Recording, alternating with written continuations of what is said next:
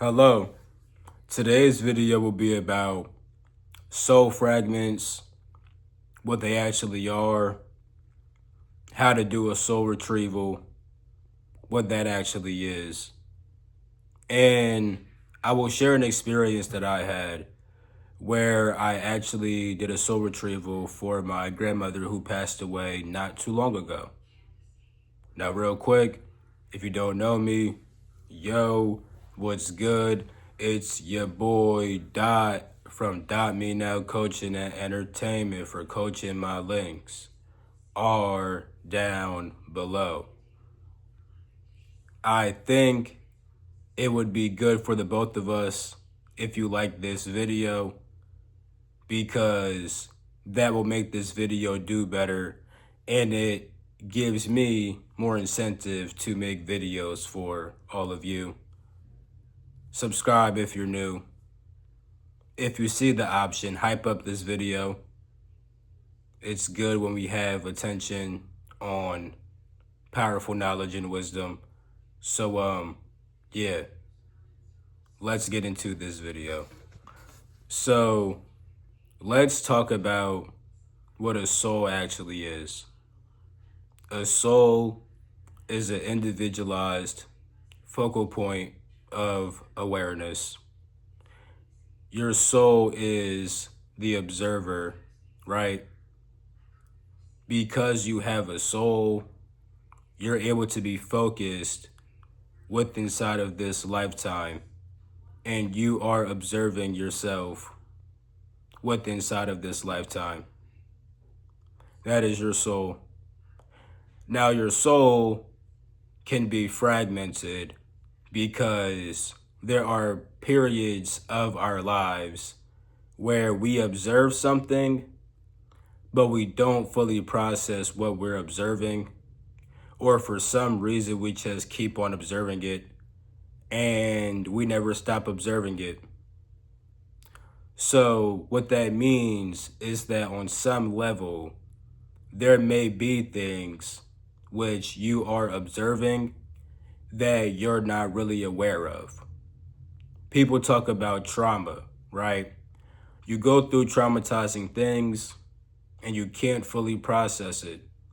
Because of that, you tend to store the experience on subconscious and unconscious layers of your mind. Now, the soul observes all these layers. However, you're not always aware of what is within inside of your field of awareness. There are many different things within your field of awareness, but you're not fully conscious of those things. There's different beings there, different spirits. There's all kinds of information around you which you are not fully conscious of, yet it is still within inside your field of awareness. So with a soul fragment, what happens is you are stuck observing something that you usually aren't even aware that you are observing. Most of the time it's because of trauma. But even with certain things like bad habits, right? A habit that you keep on doing, there is a certain part of you that is doing that habit. And there is a certain part of your soul which is observing the intelligence and the energy that is behind doing that habit. So if you have a habit that is made out of lust, right? A part of you is constantly observing that lustful intelligence. So with that being said, a soul retrieval is when you pretty much pull your awareness back from all of these different things and you reintegrate it with inside of yourself. This topic is actually a very big part of the Osiris resurrection myth. Now, for the rest of this video, when I bring up that myth, I'm going to call it the Osirian resurrection myth because Osiris is a Greek name. Asar is the Egyptian name. I'll also be bringing up Isis, aka Aset, because Aset is the Egyptian name. So if you hear me say Aset, that is what the Greeks called Isis and what most people call Isis, although the Egyptian name is Aset. So what's inside of the myth, right? Asar represents your soul, and Asar gets cut into pieces by his brother Set. Now this only happens because Asar got so drunk that he couldn't tell the difference between his wife Aset and her twin sister Nebuchadnezzar. The twin sister Nebuchadnezzar is actually the wife of Set. So Set, he's kind of like, yo, I'm gonna pretty much dismember your whole entire body because you slept with my wife, right? Now, this is all symbolism. Set is simply a symbol of your ego. Nebuchadnezzar is a symbol of physical awareness. It's the part of your awareness that is observing the physical. Meanwhile, her twin sister Aset, the true wife of Asar, well, that's spiritual awareness. It's the part of you that is able to observe the spiritual realities of life. You see? So, when you are properly married to your wife, when you are properly in unison with your spiritual awareness, you perceive things properly. But sometimes this physical world may intoxicate you, and because of that, you decide to merge with your physical awareness, right?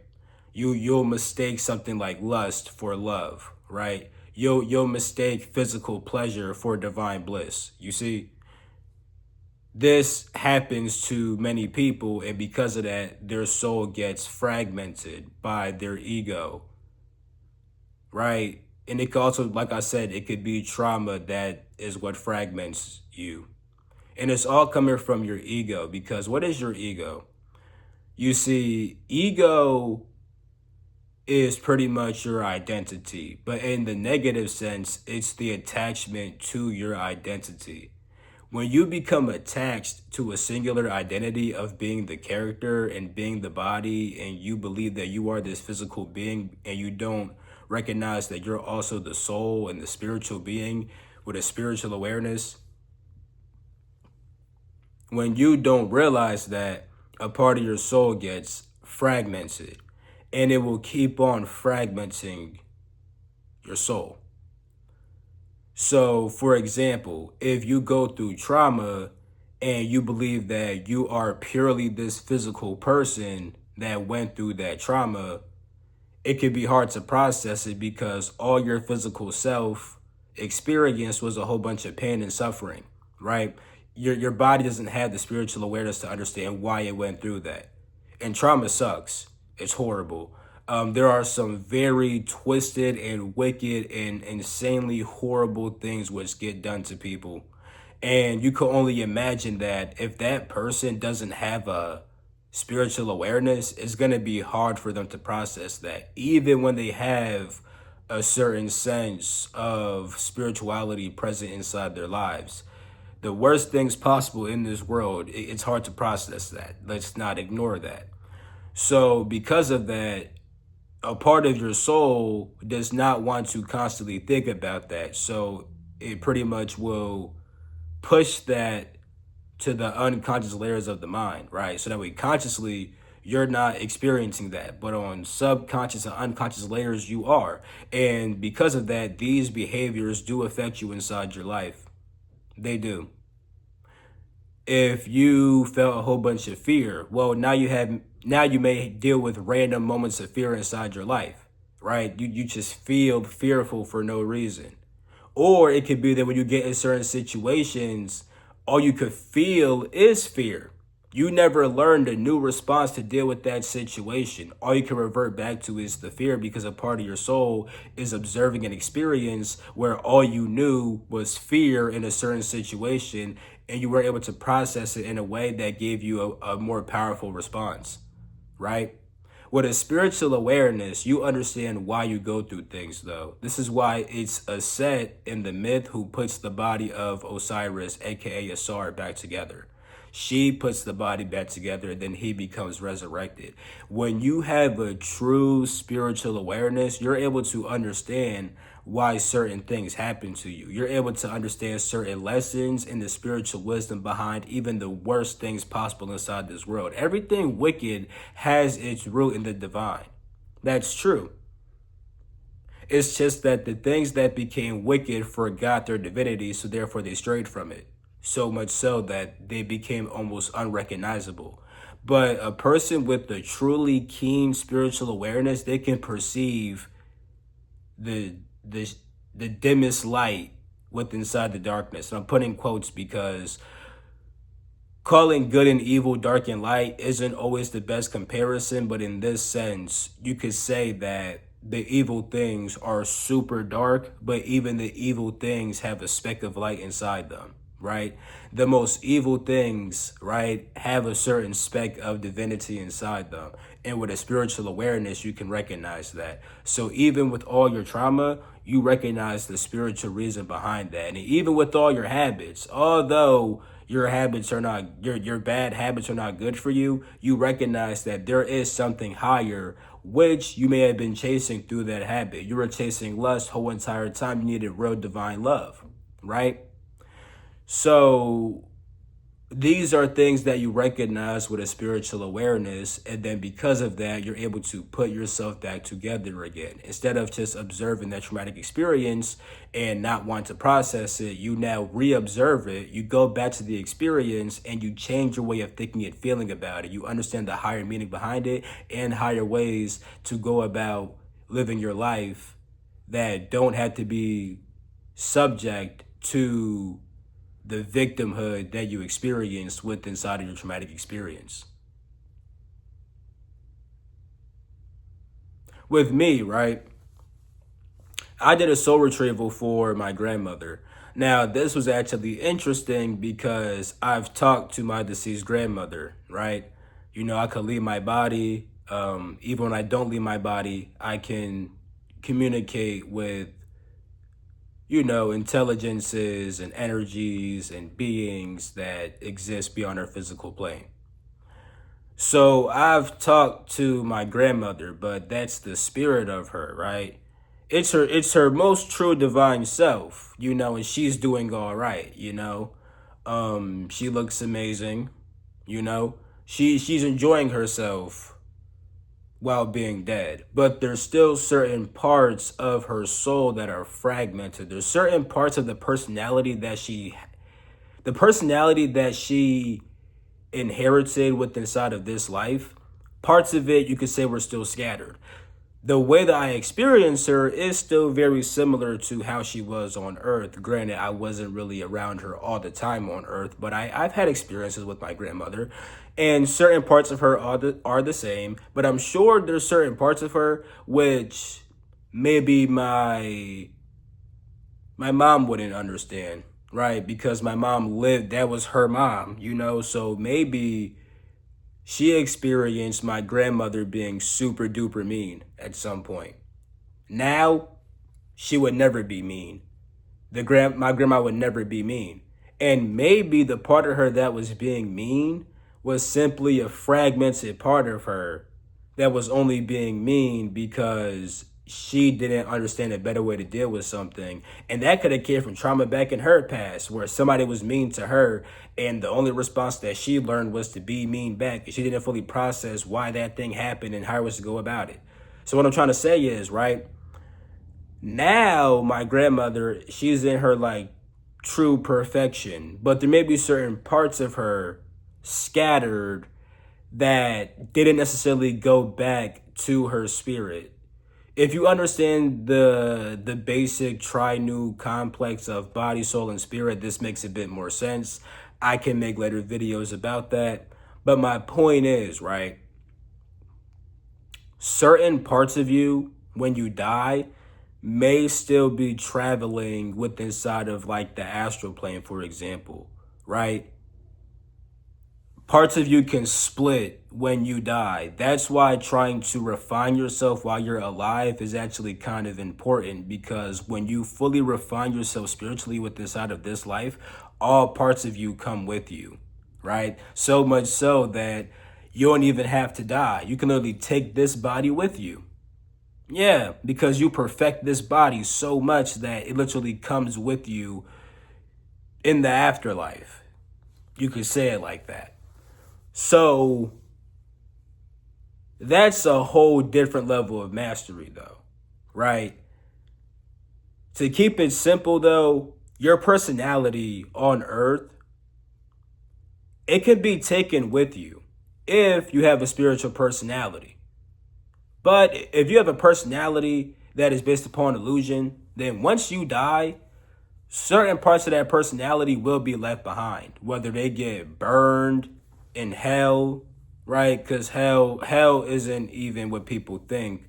Hell can be described in many different ways, but one way is when they call hell a furnace. A furnace refines metal, it purifies metal. So you have something that's impure that goes through the fire to become pure. You can have an impure personality, it goes through the fire. Now the spirit behind that personality can be brought out of that impurity. All right, so what do I mean when I say that I did a soul retrieval for my grandmother? I didn't even realize what it was at first, mainly because of the confusion that I had in regards to literally talking to my grandmother in her perfected state. Because I've experienced her in that kind of state, I didn't realize that there may be fragments of her which are still running around that got to be reintegrated. So one night I was in the astral and I entered into a very dreamlike state. Now, there was a period of time when I wasn't in the dreamlike state. I knew exactly what was happening, but at some point it became like a dream. And all I remember is that I had to get my grandmother to some pool before some other being came and got to her first, I'm pretty sure. So pretty much just after going through a whole bunch of things, I ended up getting her to this pool of water. And things were pretty much good from there. And I kind of always had a sense that this pool of water was healing in a certain sense. But honestly, I thought that maybe this was a symbolic dream for maybe something else.